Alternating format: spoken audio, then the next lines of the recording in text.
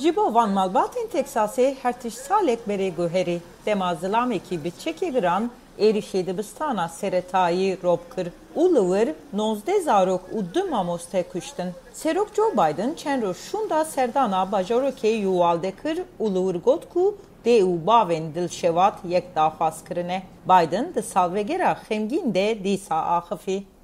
And in each place we hear the same message.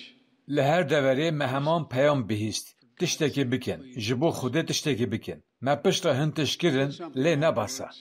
Biden bo qedeqekirina çekên giran û cebilxaneyên bi kanîna bilind piştgiriya Kongresê dixwaze. Lê gelek komarî dijî derxistina qanûna kontrolkirina çekanin û dibêjin ev yek xala duyêya qanûna bingehîniya Amerîka bin pê dike. Ya ku mafê hilgirtina çekan dide. When you disarm law-abiding citizens, what happens? Gawa ku hûn welatiyên pabendê qanûnanin bêçek bikin. Wê kesên ku qanûnan dişûpînin bêçek bimînin. Lê suçdar li gul qanûnan tevnagerin. û ger hûn hemû mexdûran bêçek bikin, dê bû suçdaran hêsantir be ku ew kiryarên xwe yên howane pêk bînin.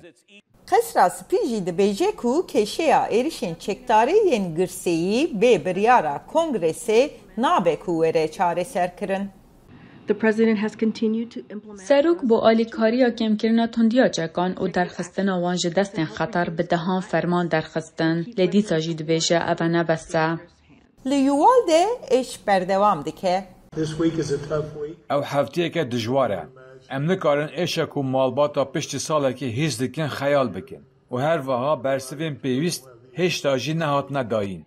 Gelek kes Bangla Meclisa Teksasê dike ku firotuna çekên giran bo kesên di bin 21 salî de were qedeqekirin. Lê waliyê eyaletê li dijî vê nêrîneyê. Hevdem Senatoya Teksasê di salvegera êrişa Uvalde de ji bo bîranîna qurbanî û malbatên wan merasîmeke darxist.